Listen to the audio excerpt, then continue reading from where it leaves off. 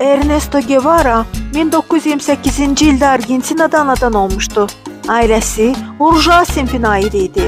Ernesto'nun anası qədim plantator nəslindən, atası arxitektor idi. İlk aylarda cütlük Buenos Aires'də yaşayırdı. Lakin anası miras aldığı üçün onlar əyalətə köçdülər. Ernesto'nun valideynləri vicdanla hərəkət edir, plantasiyada işləyənlərə pulunu kəsmədən verirdi. O da ətrafdakı plantatorların heç də xoşuna gəlmirdi. Ona görə cütlük oradan köçdü və ilk övladları olan Ernest anadan oldu. Sonra Ernesto'nun iki bacısı və iki qardaşı da dünyaya gəldi. Argentinada krizis olmasına baxmayaraq ailədəki bütün uşaqlar gözəl təhsil aldılar, universitet bitirdilər. 1950-ci ildə Guevara neft daşıyan gəmidə matros kimi çalışdı.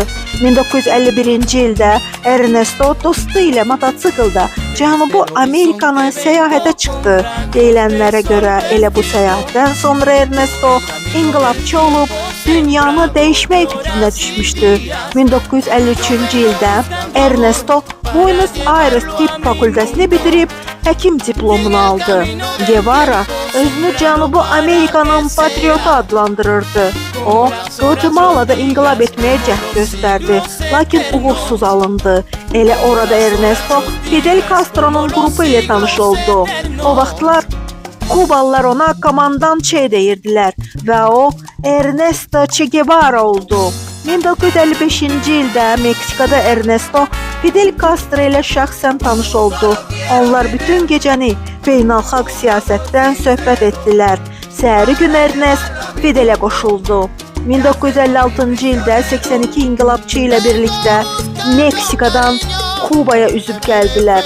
Elə bu qrup 1959-cu ildə Kubada inqilab etdi və qələbə qazandı. Fidel Ernest'ə Kuba vətəndaşlığı verdi, sənaye naziri vəzifəsinə təyin etdi. Lakin Ernesto bu işdən heç nə anlamırdı. 1964-cü ildə Che Guevara'nı bütün dünya tanıdı. 1964-cü ildə Birləşmiş Millətlər Təşkilatında anti-Amerika, anti-imperializm haqda çıxışı ilə yadda qaldı. Che Guevara kontinental inqilab etmək arzusunda idi. 1967-ci ildə Boliviya cəngəlliklərinə çəkilib partizan hərəkatına başladı. Elə həmin ilin oktyabr ayında Che'ni öldürdülər.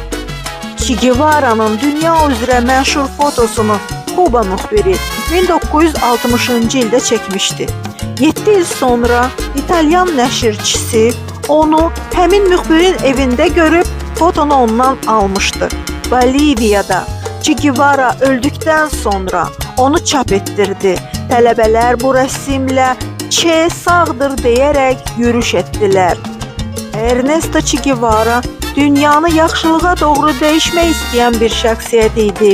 O, ədalətin bərqərar olması üçün canından belə keçməyə hazır idi.